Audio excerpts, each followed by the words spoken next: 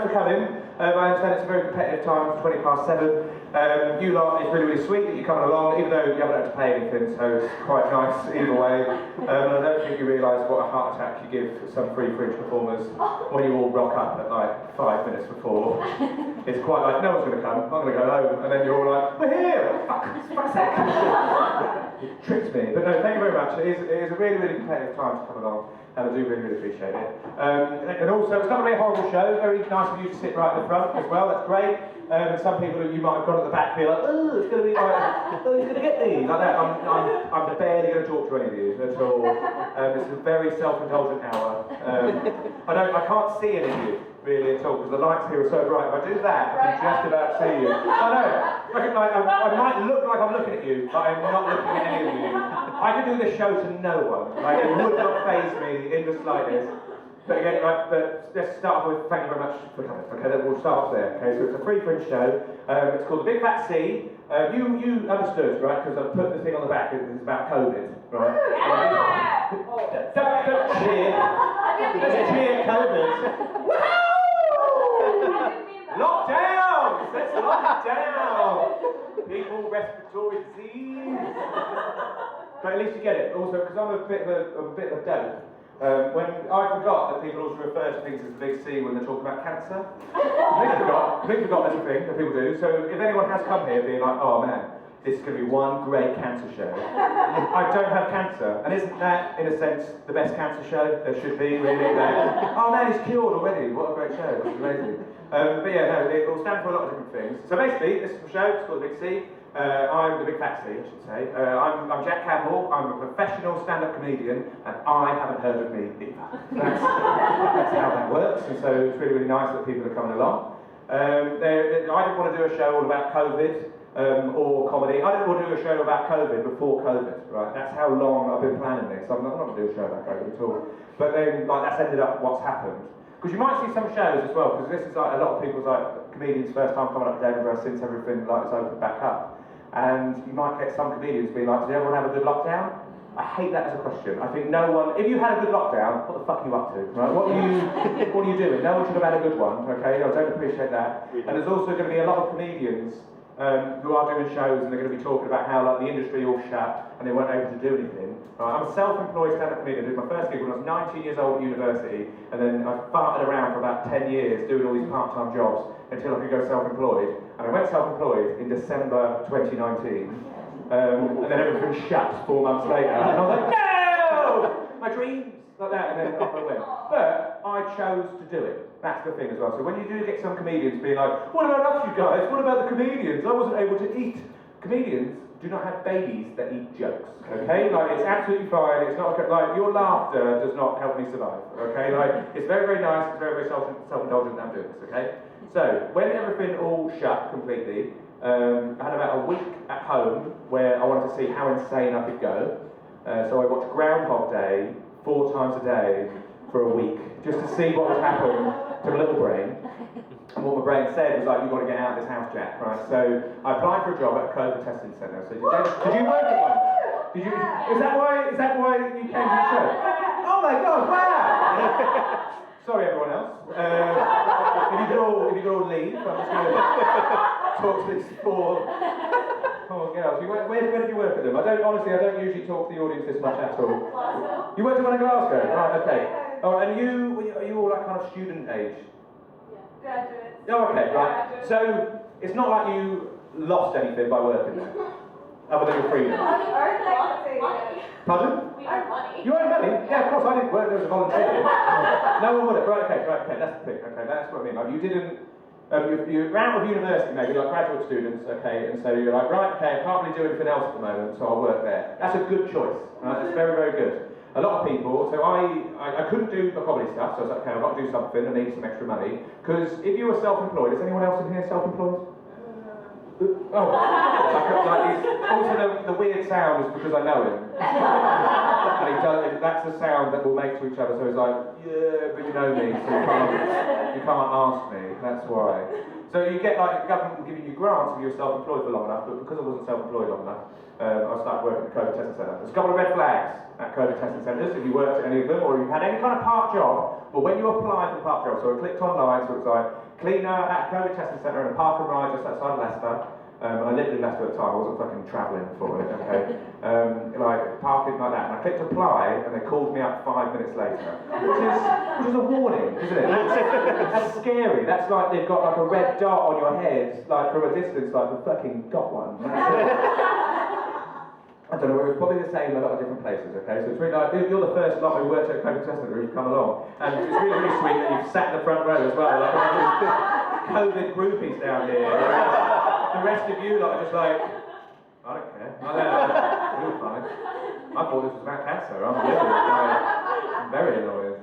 A couple of orders. So we also, when we all worked there, there was about like 100 of us on the site on the first day. We all filled in the register with the same pen. At a COVID testing centre, we all filled the same pen. After about 20 people, you start just being like, whatever, like that. Just spitting in the next person's face next to you, and you're like, thank you, I'm registered now.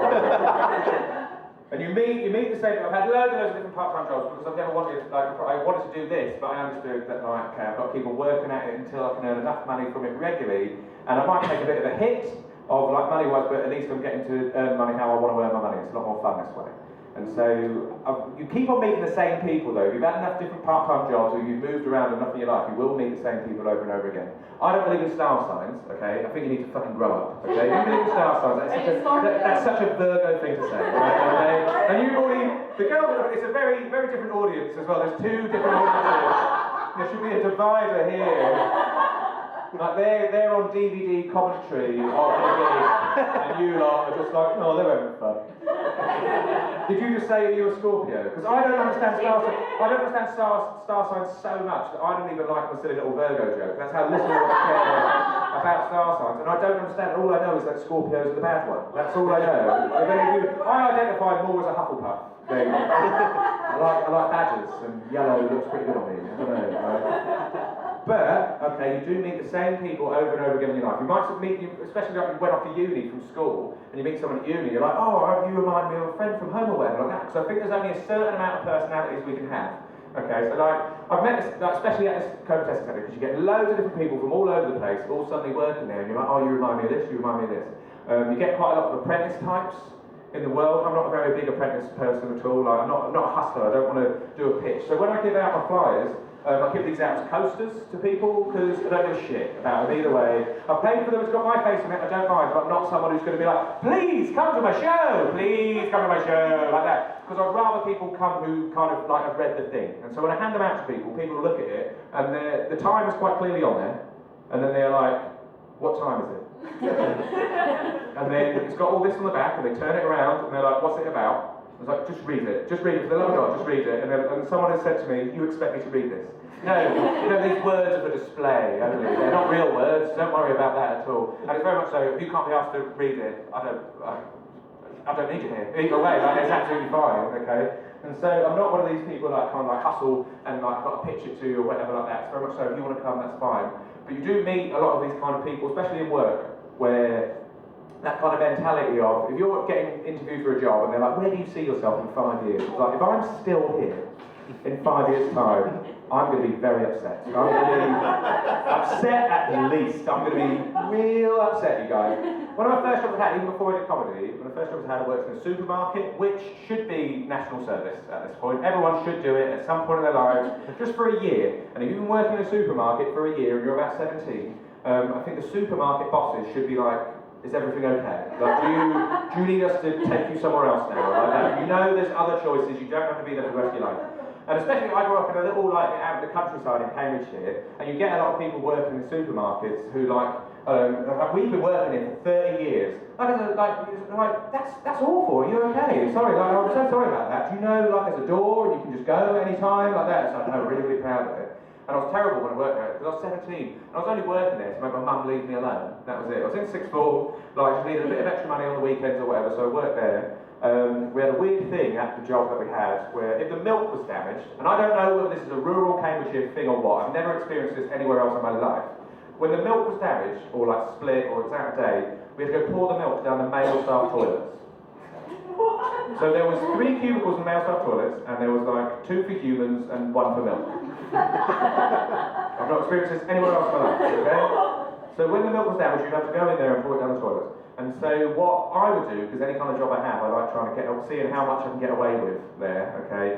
So sometimes I would want a milkshake, because I was 17, and that is a 17-year-old's diet, basically. A fridge milkshake, a strawberry fridge milkshake is the fundamental core, I think, of being like 16, 17 years old.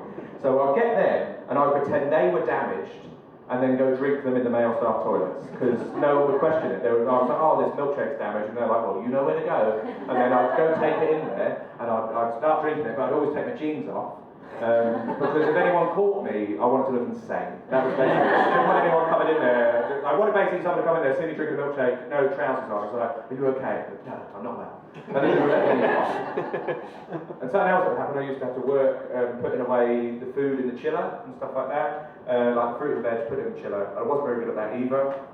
And then, like one day while I was doing it, I scared myself because I didn't like the cages with all the fruit and veg on. You could lock them, and I didn't lock it properly. And the cage, while I wasn't looking, rolled and caught my head like that. Not hard, it just rolled and slowly like pushed my head into like, and this is like the chiller fan blowing cold air into my ear, so it just got trapped like that between that and the chiller fan, like that. It was all. I've seen enough Final Destination films where I thought I was going to die. Like that. So this is the last thing I see before I die. And then my taxi rang me, stayed outside. I didn't drive at the time. It was out in the countryside. There was no buses or anything like that. Where I grew up, we got like one bus for every like 77 years. It was something like that. They timed it with like Halley's Comet or something like that. They were like, oh, it's time for the bus now, everyone, like that. Really exciting. And so I just left the chiller door open, halfway through the job, just left and got my taxi and went. And I came in the next day and the boss gave me an understandable bollocking, like the manager. He was like, Jack, you can't do that, you can't just leave the chiller door open, that food could have all spoiled. Luckily someone sorted out the fruit and veg, and I was like, yeah, sorry. Like, that's how I said it. I remember it was like, yeah, sorry. Like that. Just an arsehole 17-year-old, yeah, sorry. And then he said to me, do you not want to be here? No. No, I do not. Why? No, not at all. Oh my God, do you think I want to be here? Oh no, I feel bad for you now. Like, why? Is that what you think I'm doing this? Because I want to be here? No. But I was more of an arsehole at 17 when it was like, do you not want to be here? I said, like, do you? Do you want to be here? You're in your mid-40s and you're a regional manager of a co-op. Like, is this... Do you think you've stopped? Do you think you're done? Do you think you're done now? Like that. Like, well, okay, I guess I've achieved all of my dreams. Like that. It's just like, no. Aim higher. And so you meet these kind of people again at COVID testing centres as well. There's loads of them, because everyone's all come from these different jobs, okay? Or there were some people who just finished uni or whatever, can't go to work, I'll work there for a bit. Generally speaking, you lot were fine, okay? It was the ones who, some of them who were on furlough, right? If any of you got furlough, well done, okay? Good for you. But stay at fucking home then. Like, stay at home and enjoy your furlough, okay? That's what you should do. But like some people, I do get it if you've taken like a massive hit, you're like, okay, I've got to build up some money. But there were some people on furlough coming to work at the testing centre and would not understand that other people were not as enthusiastic about the job as they were. Because for them, it was a fun bit of pocket money, basically. 400 quid a week. Is that about the same what you got, 400 quid a week? Oh, lucky suckers, like that. You were really like, we only got 100 quid. It was pocketing it all. It was 4 days on, 4 days off, 12 hours a day, 8 in the morning, 8 at night. Yeah. No, I'm not checking whether you're legit or anything. So you got about 400 quid a week, and then some of the furlough people being like, come on guys, we're all in the same boat. I'm like, where did you get a boat from? Have you got an actual fucking boat? I've not got a boat, you got a boat? And I was on a team, I was on supply, right? So you get all these different parts of it, okay? So there's like traffic, and they're all outside just pointing cars, like just go over there, that's fine. And you get the same money no matter what part of the team you're on, right? So I was making the test kits all day, I wasn't even a cleaner. So I was there making the test kits. So we had a long supply line, I was on a team of all women, and long supply line, so we put like a bio bag down, remember them, doing a little bio bag, swab, doing all this for 12 hours a day, pretty much like that. You'd have breaks in between, but it was just this non-stop. And so to stop yourself going insane, you would start just making up games to make it more interesting for yourself.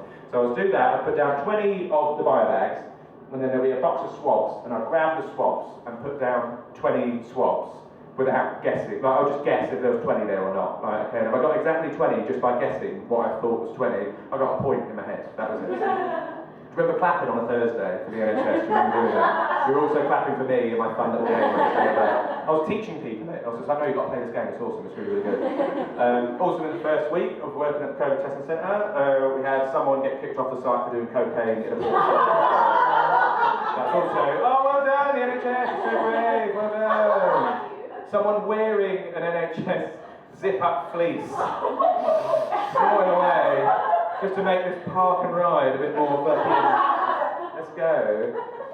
Someone else I've worked with a lot, some of my favourite people to work with, right? I've had all these different parts of the jobs. One of my favourite people to work with is women going through the menopause. They are my favourite women, my favourite people. I love them. I don't know whether I've like Pavlov dogged myself, because I've only ever worked with really, really lovely women going through the menopause.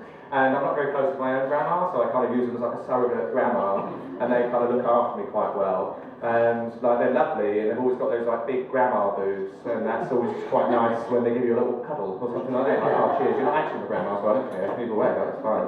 And because I've always worked with these really, really nice ones, I was like, oh yeah, they're lovely. And what I really, really like about menopausal women, there's this kind of hack joke about vegans, where it's like, how can you tell a vegan? Oh, they'll tell you. Right, I don't like that as a joke, but menopausal women will fucking tell you. They will tell you, or at the very least show you, okay? They will show you, because it will be snowing or something like that. It'll be January and it's snowing. Everyone else is all wrapped up in like coats and stuff like that, but there'll be like one menopausal woman who's just grabbed any old item and starts fanning herself with it. Just like, God, is anyone else hot? I am boiling. Like that, just like, and you can't join in. That's what bothers me the most about it. You can't like, if someone's got like a bad knee, and I get bad knees, and you can kind of be like, have you tried doing this? Have you tried doing this? If someone's like, oh, I'm having a hot flush, I can't fucking pitch in any of that at all. I go, okay, great, how's your vaginal dryness? Like, can you let me know? I want to know. Can you please let me know? Let's be mates, let's hang out forever, you're really cool. But there was one lady, so we were all there, and there was a lady called Linda, who we were working with. Do we need to tell you Linda was the one going for the menopause? With a name like Linda, you can pretty much guess it, right? That's how it works. Do you know the government get involved as well? Her name used to be Stacey, and then when she became like eggless, she changed it to Linda. That's pretty much it, really. I got told off for that joke several times. I got told off for it in Derby. One lady thought it was really, really funny, and she was like, I'm going for the menopause, and I love the phrase eggless. And I was like, cheers, thank you, I find it really funny as well. And then there was a guy there who was about like in his 60s, and he was like, look, my wife's going through the menopause, and I can see the funny side of it, okay? Which was an odd start to a complaint. Odd start to a complaint. It's just like, look, I just think you're making fun, people going through the menopause, and kind of old people as well, and it's not really fair. Old people, we're quite an easy target. It's like, you are not an easy target. You're complaining to my face. That is not what an easy target can do at all. Like, you know what an easy target is? Like a fucking pen in Armenia. That's an easy target. Fuck these pens. Fuck these Armenian pens, right? Okay, I absolutely hate them. That pen isn't going to show up and be like, hey, what were you saying about me? It's not going to happen at all. And so, like, and also the fact me, a male, was arguing with another old male about the menopause and whether we could say eggless or not. Like that was very, very frustrating all around. But Linda, because I was so used to all these lovely, lovely menopausal women, I was quite excited at first, and then she wasn't nice. And because it was one of these jobs, you just want to keep your head down. No one wanted to be there for that long. We didn't know how long we were going to be there for, but Linda was wildly unpleasant. And I'm generally speaking, I'm quite quiet when I start any job, okay? And some people will confuse that with arrogance. You know, but like, oh, do you think you're better than this job? And I'm like, yes, I do. Actually, I do. Like that, you're spot on with thinking I'm being arrogant about it. Of course I am. Of course I think I'm better than this part-time COVID testing centre job in a park and ride. And I hope you do as well. I hope everyone... No one's working at that COVID testing centre. You might have met some people who are like, finally I'm here. This is my moment. This is what I've been waiting for. I've quit my, six-figure job to come work at this COVID testing centre. I absolutely love it to bits. This is what I wanted. No one should be there like that at all. And we had to have people who were eventually in charge of each. You didn't get any more money for being a supervisor on each team. So each traffic, they got one and whatever, and everyone got a supervisor. And here's a little side note for you. If you're working on a project and it's like, okay, we need a leader. If someone whacks up their hand to be like, I'll be the leader, they should never be the leader. Ever. In 1,000 years, they should not be the leader at all. Do not trust that person. They are doing it for the fame of being the leader. If you're the leader, you get a walkie-talkie. And if you've ever worked with someone who gets to have a walkie-talkie, the boner that they get for having a walkie-talkie, and just the power of it like that. And so Linda and this walkie-talkie, they just became like best friends. I've never seen a pair of, they got on very well. It was like Jafar and Iago, the parrot. Like, they loved each other so much. Linda would also argue with the army who set up our testing centre. So the army were there in the first week, and Linda would be like, "No, you're doing it wrong." It's like, I'm in the fucking army. What kind of ego trip are you on? So other people from different parts of the site would sometimes radio over, and they'd be like, "Oh, supply team," because not only did we make the kits, we also dealt with like all the gloves and the face masks coming in. And so someone would radio, be like, "Oh, supply, can we have some extra large gloves, please?" And Linda would say no to people who we worked with, not like the public or anything like that. She'd be like, "No, you can't have any extra large gloves." It's like, "Linda, you didn't knit them yourself, okay? Like, just give them away." The government have hugely like fucked up with PPE, so just have fun with it, whatever. I'm making balloon animals with mine, I'm like that and just sending them off. Have a laugh with it, don't worry about it at all. And eventually, maybe like yours as well, like your time split. So it used to be 8 in the morning to 8 at night, and then they did 7 in the morning till 7 at night, and 9 in the morning till 9 at night. So they had the early and late shifts because the government wanted more people to come in to get tested, which is fine, and then it also meant evil companies like G4S could also get more people working there. And if anyone is here from G4S and they're like, "Shouldn't be saying that," suck my dick as well. Okay, you're a terrible, terrible company, don't pay taxes, you're an evil company. Okay, and so they split the shifts eventually, so that meant we needed to have a new supervisor there for the 2 hours at the start of the show. I call it the show. While I was working there, I was very theatrical when I was working there. So we needed a new supervisor, and the supervisor was a 25-year-old girl who was a bit of an apprentice type. And we knew she was an apprentice type because after 3 months of working there, she loudly announced to everyone, "I'm not here to make friends," because she hadn't been able to make any friends while she was basically there. And that's what happens with these apprentice types. Don't fall for it, okay? Like that. These apprentice, ruthless people who are trying to like screw over people to get a permanent job at a COVID testing centre, and just like dobbing people in, kind of cutting, like just like, no, they're not doing it right, like that. Just being really, really ruthless, all in this pursuit of getting a permanent job. And it's that apprentice type mentality. So after 3 months, turn into a camera that is not there. Just turn into a camera and be like, "Well, I didn't come here to make friends." That phrase should be, "I don't know how to make friends." No one ever taught me how to do it. I don't know how to do it. Does making friends mean you get a promotion? Is that basically it? That's it? No one should ever go to a job as well. And it's like, "What can you offer us?" And just like friendship. No one goes to a job. Who goes to a job to make friends either? Like that, you just sort of make friends along the way. So this girl, she became in charge of the walkie-talkie for the first 2 hours. And Linda was not happy about it. Linda was supposed to come in at 9. Linda came in at 7 in the morning, when she was supposed to come in at 9, and snatched the walkie-talkie off a 25-year-old girl. Just to be like, "No, this is my walkie-talkie, you can't have it, you can't count." And that's what she'd do all the time. She'd tell us we couldn't count, even though like we're all adults. But she'd also come in the morning and call us kids, which bothered us the most as well. Because at first it's quite sweet, it's quite harmless, but then every day, and then wondering then if anyone's made a mistake, it was like, "Linda, you've been calling us kids." I'm 29. At the time, I was 29. I'm 31 now. That's how long I was trapped there for. So she would come in every morning. I was the second oldest there, other than Linda, right? And so they would come and go, "Morning, kids," and you can't do it back. It's quite patronising. As much as it seems like a sweet, harmless thing, "Morning, kids," you can't do it back. You can't be like, "Linda, morning, you old bitch," like that. You can't do it back to her at all. Right? And so she snatched the walkie-talkie off this 25-year-old girl. She's like, "You can't count. You can't do this," right? It was very, very controlling. And it was annoying as well, because that's the thing, like, I get it, Linda's older, she's got more experience, okay, but that doesn't necessarily equate to, like, we should, like, give her any more respect or whatever like that. We don't know what she's done. And sure, maybe she's been counting for longer, okay, she's got more counting years on us, but we're closer to when we started to learn how to count, so it's fresher in our minds, right, okay? New numbers have been invented since Linda started counting. Okay? She's not updated her software one little bit at all. She's over there counting in like ones or whatever. We're doing decimal points, not doctor, okay? And counting was a big, big part of it as well, okay? So I think also, Linda, kind of similar to my mum as well, they're maybe from this generation of like workers, you have to work all the time, work. And like, did you ever get like quite like a lot of downtime, so there wasn't a lot going on, okay? So it'd be very, very boring. But then some people would work there, and any job this happens in, well, there's not a lot to do. Sometimes that's quite a good little time to like clean up or tidy up. But if there's not a lot to do, the last thing, like when some people freak out and be like, "We have to look busy! We have to look busy right now! We have to look busy!" If I apply that attitude here, right, that would be, it's like, "Why are none of you looking busy right now?" Okay, you're all sat there, it's all part of it and stuff. And so there were some days at this testing centre where there was nothing to do, okay? And so rather than, like, if you open up a box of gloves, there's usually 200 in there. And so on a delivery form or whatever, you open it up and you then write off 200. That's what you do. Are you discussing whether there was 200 in the box?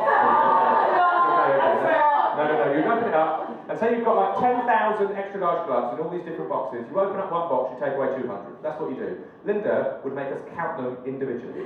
No. And swabs and stuff like that as well. She would count individually. And because we always keep our heads down and we didn't want to challenge it or anything like that, we ended up fucking doing it sometimes. We were like, what are we doing? Why are we doing this? And Linda had gone like completely like counting crazy. And so we have to look busy. We have to look busy all the time. It's like Boris Johnson isn't going to come here and check out what we're doing at all. Like we're having some lovely, lovely downtime, Linda. Just relax, okay? And so she would count everything individually, and she went insane, right? She went counting crazy with it all. So she put up all these numbers everywhere. Rather than like, you know, it would be like 9,200 extra large gloves, it would be like to the one, okay? And so she had all these things up everywhere, and if you took a box of gloves and you gave it to someone, you had to sneak it so Linda wouldn't see. You give some extra large gloves to someone else, and she would be like on a watchtower watching everyone with Yargo the walkie-talkie there next to her, like that. So we put up, and so what I started to do, because I wanted Linda to calm down a little bit and just see how like she was insane she was going, and as the second oldest there, I felt like this was my duty. So I started putting sticky notes on stuff that did not need counting. Basically, we'd all put our coats on this little thing in the morning, and I'd put like 5 coats. And then I'd go over here, and someone would eat their lunch, and they'd have a bunch of rice for their lunch, and I'd put like 300 grams of rice. That's what I'd do. And I'd do it with all sorts of stuff, like, you know, 2 eyebrows, 1 nose, whatever, And I'm kind of hoping that Linda would eventually see it and she'd be like, you know what, I do need to calm down, I'm being ridiculous with always counting. Because I eventually became a supervisor, not because I applied for it, just because everyone else left. I was trapped there. I didn't get any more money for it, and I also spent like long enough there so I figured out how to do it. When I became a supervisor, I learned that you only had to count all the stock twice a day. So Linda's unnecessary round-the-clock counting was just ridiculous. And so I was sat there having a coffee on the break from nothing. Like she came over and she said to me, like, Jack, I've seen your little funny joke, right? And I was just like, oh yeah, okay. And then she said, do you not want to be here? No!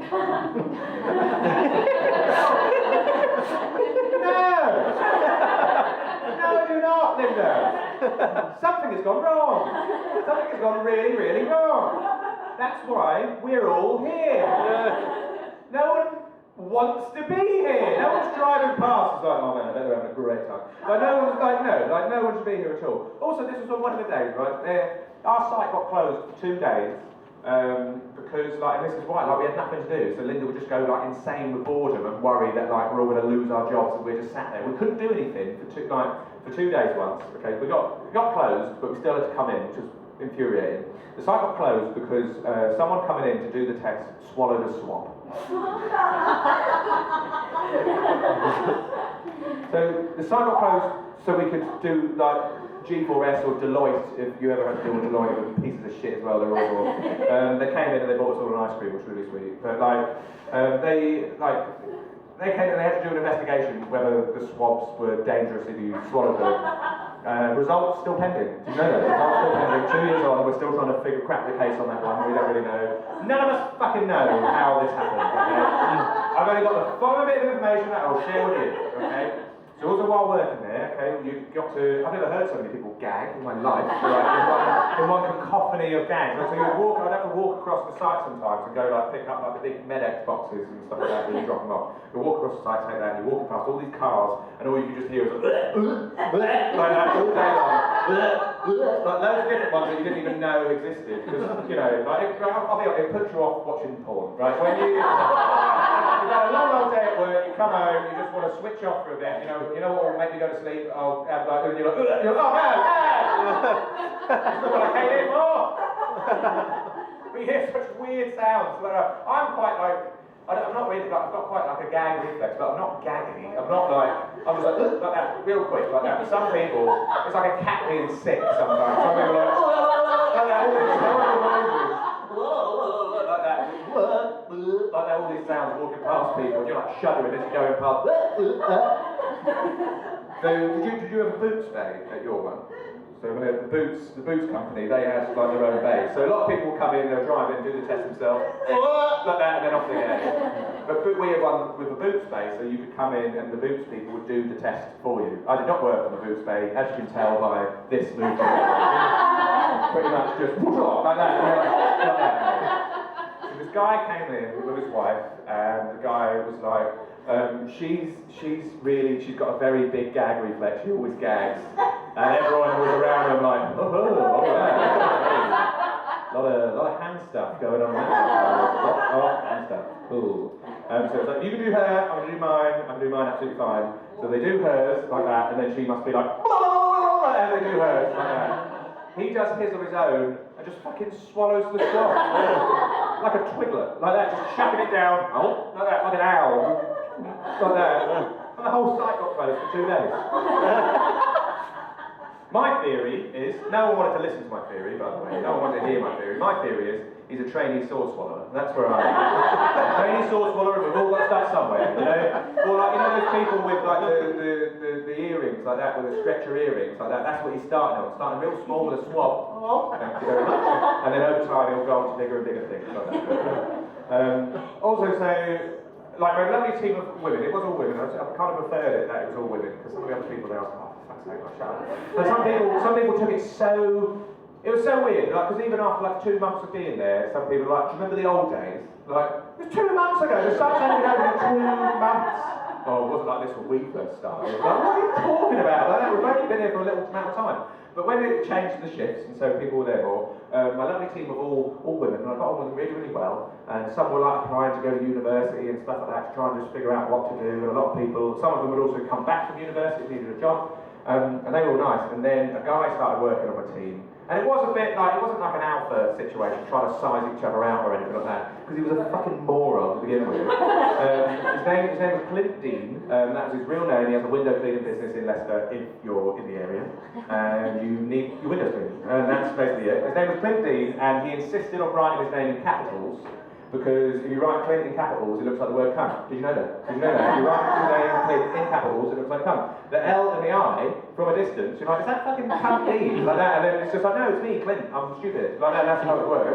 I think personalised licence plates are some of the grossest things in the world, right? They're disgusting. But I would happily have like cunt 1, like that on my licence plate, and it's actually Clint or whatever, right? Clint was another one who was trying to get a permanent position. He started off fine and normal, then he was kind of got a whiff of like, oh, you can get a permanent position, you can start running your own little MTU unit. It was like a pyramid scheme for people being like, oh, I can have my own little testing centre. Oh yeah, a little empire for Cunty, yes please. And so he went insane, and he bought you know those wooden meter-long rulers you get like from old schools. I don't know where he got them from, which was very worrying in the first place, right? He got 2 of them, so he had one, and then he taped one to another one, so it was 2 meters long, and then to make sure everyone was 2 meters apart at all times. So he'd go around like that, just like, that's right everyone, keep 2 meters apart, that's right everyone. It's like, Clint, you're a fucking loser, what's wrong with you?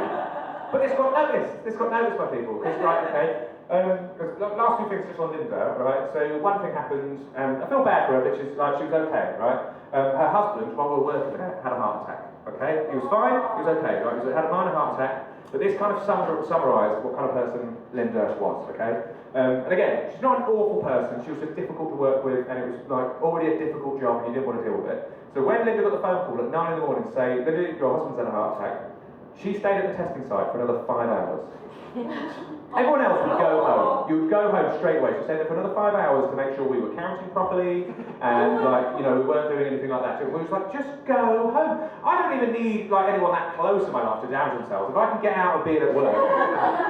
What, my old lollipop lady when I was in primary school died 5 years ago? I'm out of here, you guys. I'm an emotional wreck. See you later, right?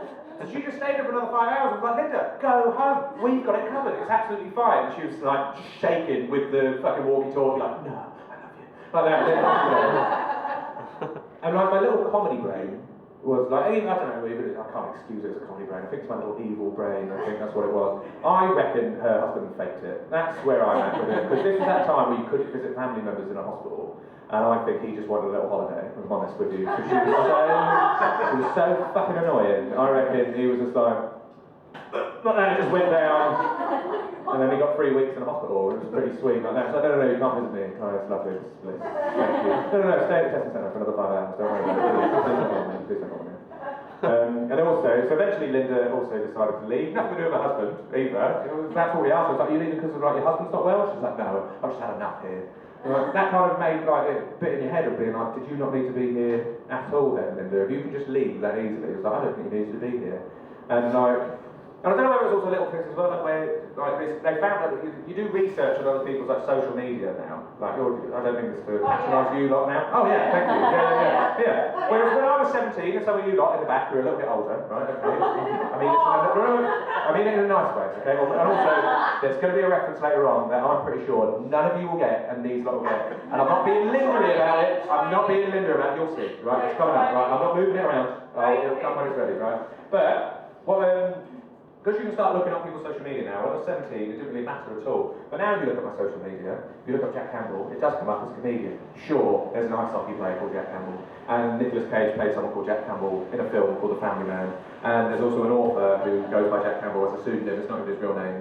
And there's also an Australian actor called Jack Campbell. But once you scroll through all of that, right, it will come up with little me there doing comedy. And when people find out you do comedy, they lose their minds. They cannot fathom it at all. Because I didn't tell anyone I did comedy either. And some people were like, oh, why didn't you tell us, Jack? Why didn't you tell us? Why didn't you tell us? Why didn't you tell us a joke? I don't really do any jokes. I have no jokes, right? I've been doing this since I was 20 years old. I have no proper jokes because I don't like. Not a lot of people actually do jokes. My kind of comedy is. Do you remember that episode of Blue Planet where the iguana gets chased by the snakes? Yes. Do you remember that? Yes. I have a 5-minute routine about that, okay? So, I also have a routine. When I was 25 years old, I went to a house party and I was kissing a girl in the bathroom. She got my dick out and then just left it out. She didn't touch it. And I still think about it, like to this day. I've got a whole story about that, okay? It's quite tricky to bring up in a porta cabin in the middle of a parking ride. So I was like, oh, Jack, tell us a joke right now. So I'm like, okay, I was at this house party 6 years ago. Like that, it would just take far too long. So I don't do any of that. Also, people seem to think that they're just like, oh, Jack, you have to let us know when you're doing one of your local gigs. You have to let us know when you're doing one of your little local gigs. And it's always little. That's what they always say. You have to let us know when you're doing one of your little local gigs. And they don't need to know how many people are in this room right now. They don't need to know that. That's none of their business. A very competitive festival, okay? I'm quite grateful that I've got anyone at all. It's fine. So you get a bit of that. You also get, because you haven't been on TV, you must be shit as well. You don't actually have people saying that to your face, but that's the vibe of it, really, as well. It's like, well, I haven't heard of you. Well, you know what, Linda? I've not fucking heard of you either. Okay, right? Okay, so one of them, like, is an odd one where you also get people starting to tell you stories. Because you do comedy, they want to tell you a story, but like, oh no, you like this story, you can use it in your stand-up. I'm like, I really doubt that I can. But Linda told me this great story, you guys. It was so funny. The story Linda told me, oh man. She said, when I used to work at this other job, we all had to stay in a hotel to do this training thing. And there was a gay guy we worked with, and the gay guy got put in the same hotel room as a straight guy, and the straight guy we worked with wasn't happy about it at all, and he didn't want to share the room with the gay guy. End of story. That's Linda's whole story. Right, and me and this 20-year-old girl were just looking at Linda like, oh, Linda, you're confusing gay people with rapists in that story. That's what the moral of the story is, this horrible moral of the story. What's wrong with you, Linda? And then she just went, nah, and then just walked off. That was basically it. So, you know, lesson learned from us, I suppose. I don't really know. I got to complain about that in Derby when I did the preview of the show there, because someone thought I said all gay people are rapists. That's what I thought I said. Open your fucking ears, right? That was very, very annoying, okay? And so you get a lot of that. The other thing that I have noticed as well, you do also get people kind of being like, because I wasn't telling people about it, and they're thinking that I'm ashamed of it. And it's like, why don't you tell us about it? Why don't you talk about doing your comedy? You should be proud of yourself. You should be ashamed of yourself. But then when someone says you should be proud of yourself, and you say, like, I am proud of myself, they don't like it. Suddenly the whole mood's shifted. I think because they want to like think they're trying to help you out or whatever. And you're like, no, it's my full-time job. I've done quite a lot of cool stuff. And they're like, oh. And they don't like it. Because that's someone will be like, hey, you should be more arrogant. And I am arrogant. Yeah. Stop that. Right, that's basically it. Just cut that out right now. Right, go back to being a little worm. Go do that. And so Linda had to, she was going to leave, so she had to do a handover, and who else was going to be the new supervisor than Cunt Dean with his magical 2-metre ruler? Right, that was it. He was going to be the new supervisor of it. And Linda said to Cunt Dean, it was just like cringy as well, because she was like saying to Cunt Dean, hey Cunt Dean, and like Cunt Dean was like, please, my name's Clint, stop it. And she was like, I've always believed in you. We've been there 3 months at this point, right? Okay? I've always believed in you. You're going to go on to great things at this COVID testing centre. It was infuriating. I was like, oh my god, like that. Just like, and she wasn't talking to me at all. She was mad at me because I put a stick on her forehead earlier that day saying one old bitch. That's what I did. Earlier on that day, she was like, hey, she didn't see it.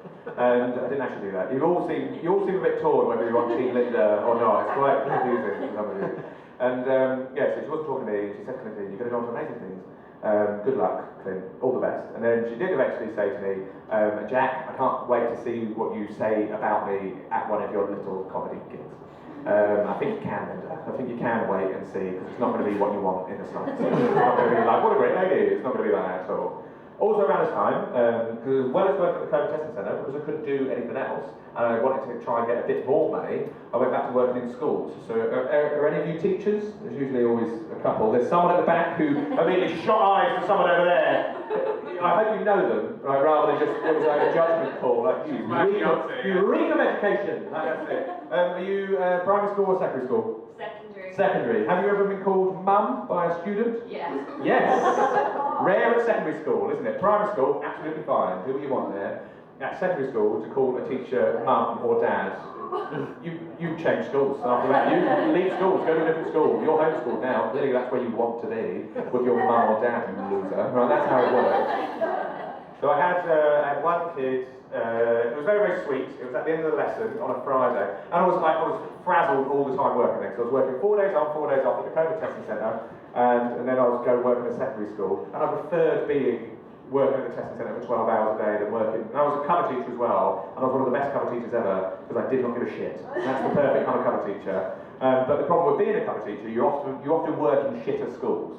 If you remember being at school, you're like, we had a lot of cover teachers. It's probably because you went to a shit school. Because the teachers were so upset all the time. Like, my bones hurt from these children. And so then they had to send me in all the time. And so I did a cover lesson. I sometimes had a cover PE, but like, rather than having these, like, it was a lot of the time they put me in lessons with like mainly boys. And so it'd be like 14-year-old boys who, if anything, they're just horny and they need to go run around just to burn it off like a dog. Just like, go out there, all of you just chase this ball, and they're all like, they'll all do that.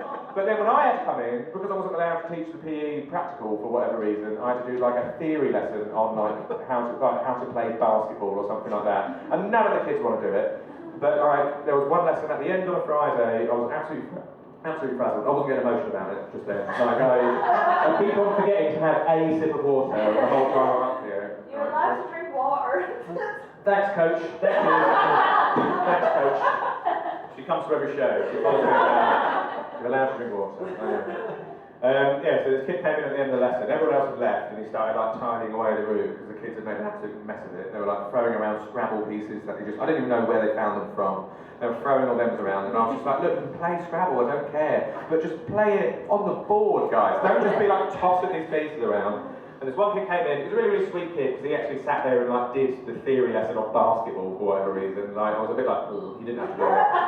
So he came in at the end. He started packing away. It was really nice of him. And then he said to me, "Have a good weekend." And I saw he was going to call me dad. I saw it. And I was like, okay, it's just me and him in here. I think that's better. I think that's better than him doing it in front of his whole class, right? Okay. So he was already a bit of like a little dweeby kid. Okay? So he called me dad in front of the whole class. That's it for this kid. He is gone. Right? This is his last thing that he's got. So he looked at me and said, "Have a good weekend." And rather than call me dad, he went, "Have a good weekend. I love you." And then just screamed and ran away. Just ran away. 14. I felt so bad for him. It's like, you're 14. You should be telling everyone you love them at 14. Just keep it in. It's not going to work. And while I was there as well, like, I got into an argument. Like, have you lost your rag with some of the kids sometimes? Like, absolutely, like, having an argument with a 14-year-old. Yeah. It's pointless, isn't it? It's like, what am I doing? Like, you're just at the end of your wits. So I was frazzled anyway, and I got into an argument with a 14-year-old boy. Usually, when I'm teaching, like, what do you teach? Chemistry. Chemistry, right, okay, that's quite fun. And I think as well, I wouldn't argue with a chemistry teacher. Like, I've seen Breaking Bad. I wouldn't fucking do it. I'm not risking it at all. I'm not having you, like, shoot a Bunsen burner at me. I would usually teach, like, creative writing, and that's quite tricky with a bunch of 14-year-old boys. It can be really, really tricky to teach 14-year-old boys to how to, like, who are all fucking horny anyway, and they're all just, like, trying to find out the latest fingering techniques or whatever.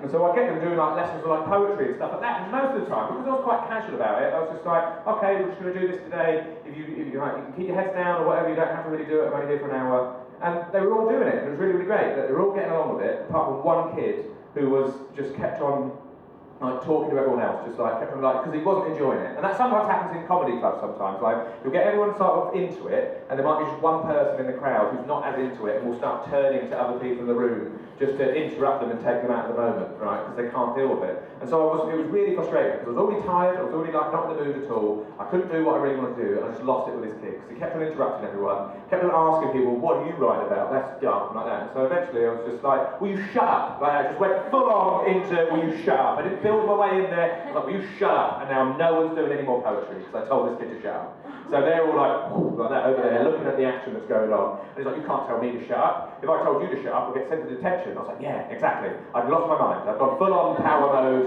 Yeah, you would get sent to detention. It's a cruel world, isn't it? Like, I was being an arsehole. I was only getting paid 60 quid a day, so I didn't care.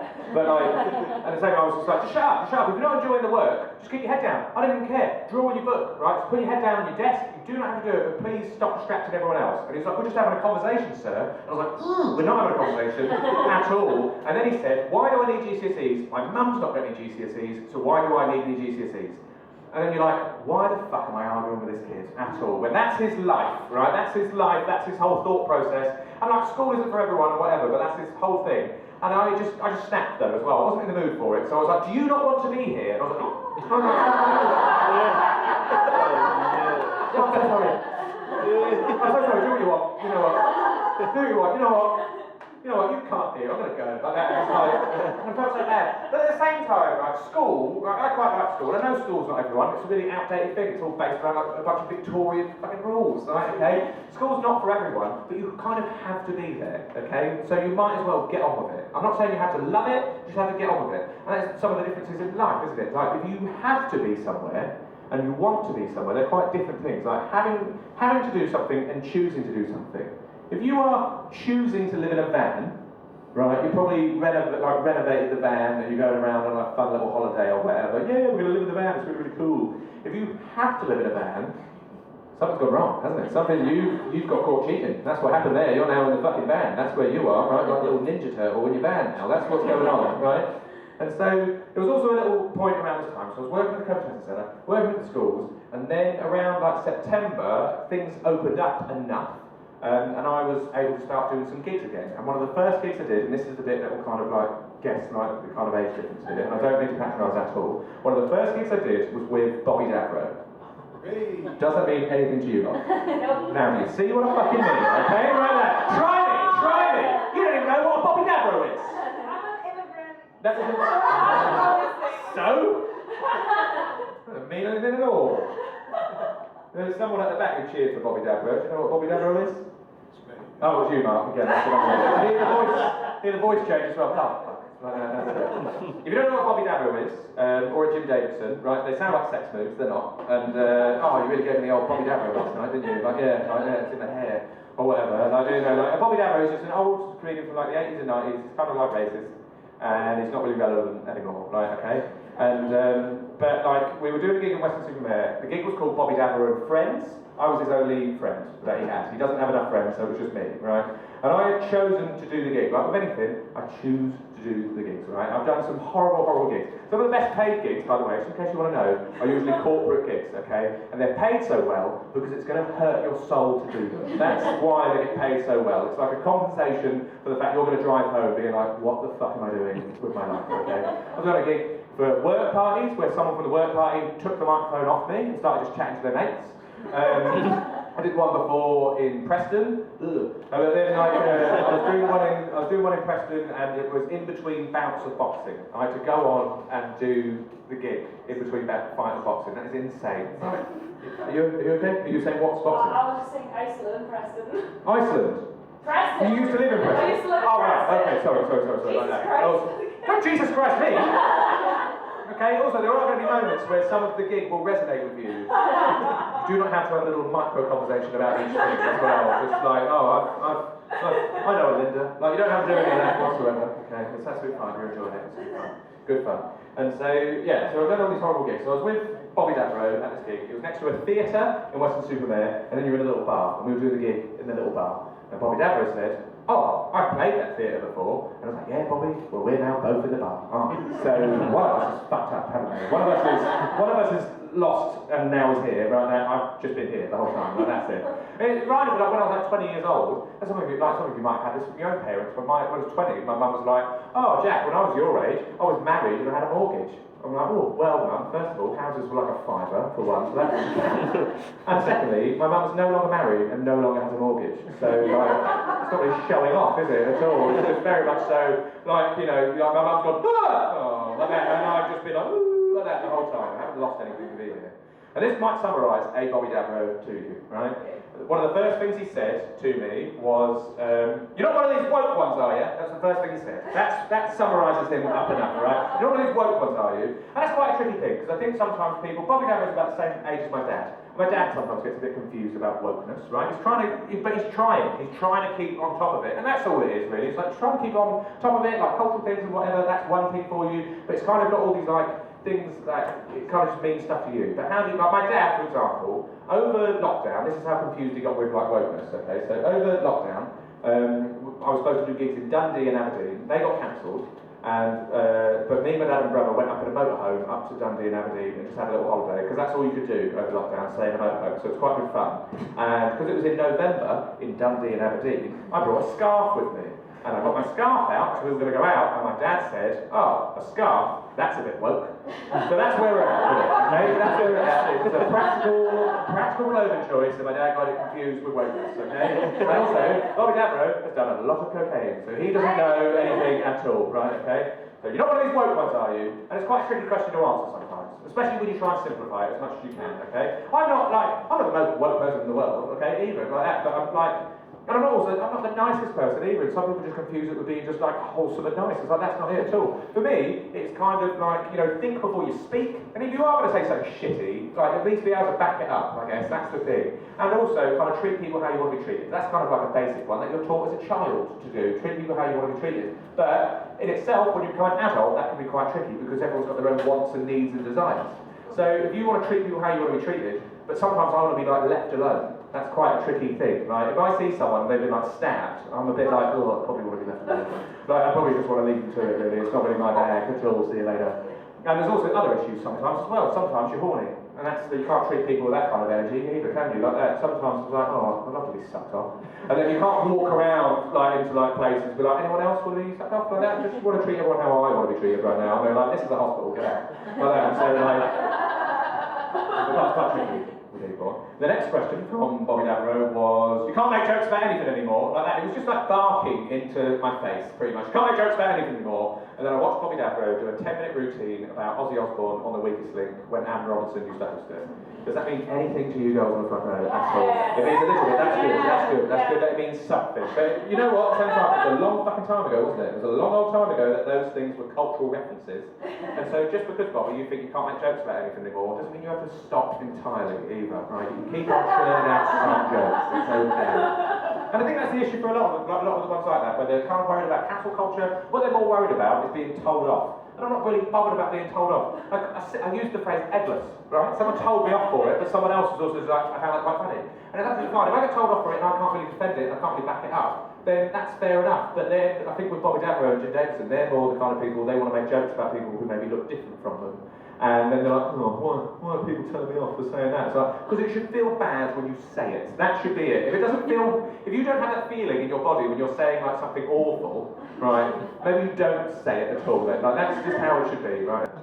And so, in about a month of trying to sort my head out for a bit, and then, because I couldn't really do much else, so I started working at another COVID testing centre, because I could not get enough. The new COVID testing centre was set up by a guy called Niall, who was originally a cleaner at the first testing centre. What a rags to riches story, you guys. I've watched that on Netflix. That'd be amazing as a documentary. Like, okay. And when I was working there, again, just wanted to keep my head down. Right? And it felt like, I'm not going to be here for that long, just keep your head down, it's going to be absolutely fine. And there was a guy who worked there called Mark, and Mark's personality, because I was like, oh, I've met Mark before, what is he? Mark was a big fat cunt. That's what Mark was. And I hated Mark with so much passion, right, okay? Not, that guy's also called Mark, let's not say Mark, right, don't worry about it, okay? Like, Mark, it was just one of those people who's homophobic, transphobic, all this kind of stuff, and it's awful, especially when you just want to keep your fucking head down at this job. Like, I don't want to argue with you, but I want to argue with you, but if I argue with you, it's probably the kind of place where they're going to kick me out because I've argued with you.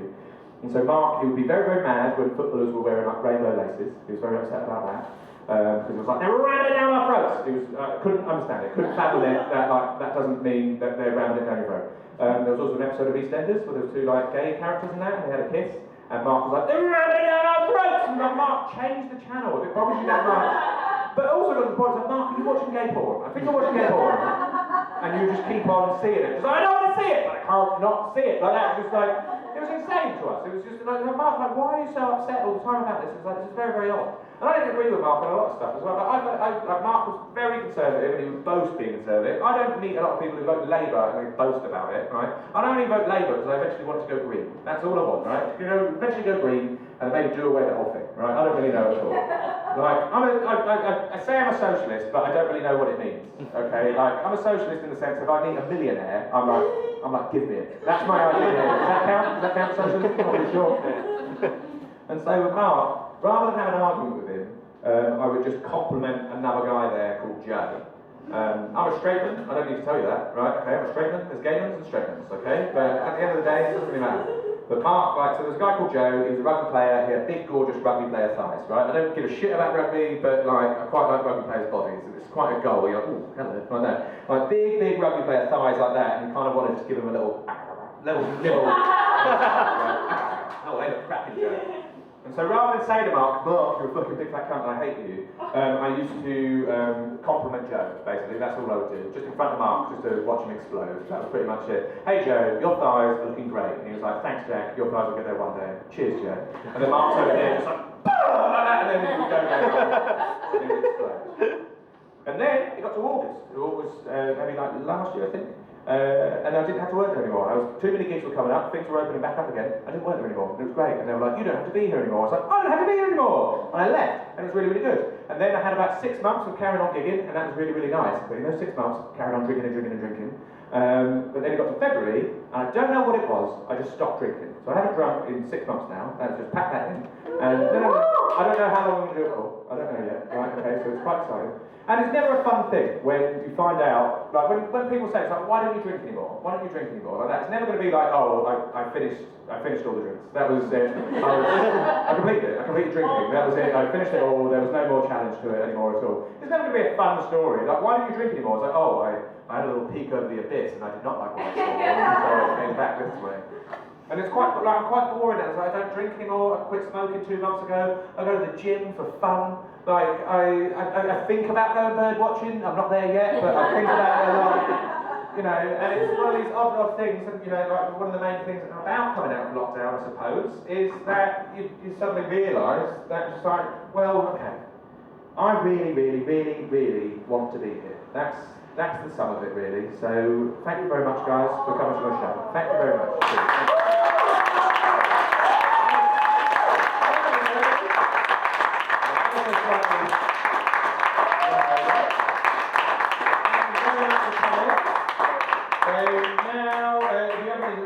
Before we do accept donations and stuff like that, some of you might try and run out beforehand, which is very sneaky of you, but I can't do anything about it. So if you want to give physical cash, it's really, really nice.